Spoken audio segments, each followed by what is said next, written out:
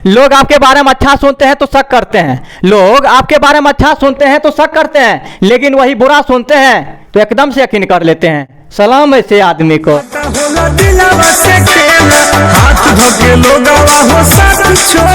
NCERT गणित class 10 प्रश्नावली 1.4 question number 3, कुछ वास्तविक संख्याओं के दशमलव प्रसार नीचे दर्शाए गए हैं। प्रत्येक स्थिति के लिए निर्धारित कीजिए कि यह संख्या परिमेय संख्या है या नहीं। यह यदि परिमेय संख्या है तो p बाय q के रूप का है, तो q के अभाज्य गुणनखंडों के बारे में आप क्या कह सकते हैं। पहला आप बता चुके हैं, दूसरा बचा हुआ है तो यहाँ लिख लेंगे हल।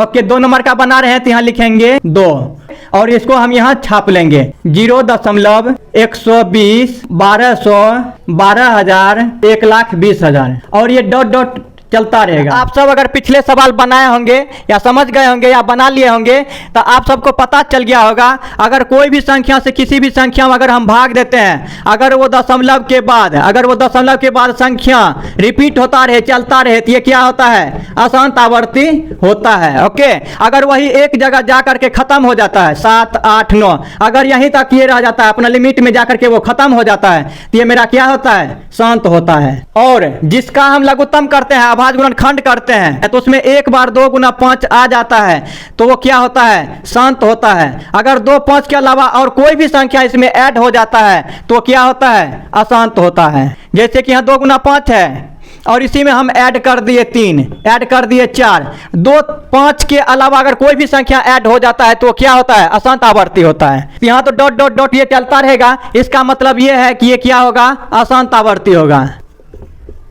तो यहाँ हम लिख लेंगे यह अशांत आवर्ती है, क्योंकि 2 पे पावर m गुना 5 पे पावर n के रूप का नहीं है। और यही हो गया मेरा आंसर। बाकी बात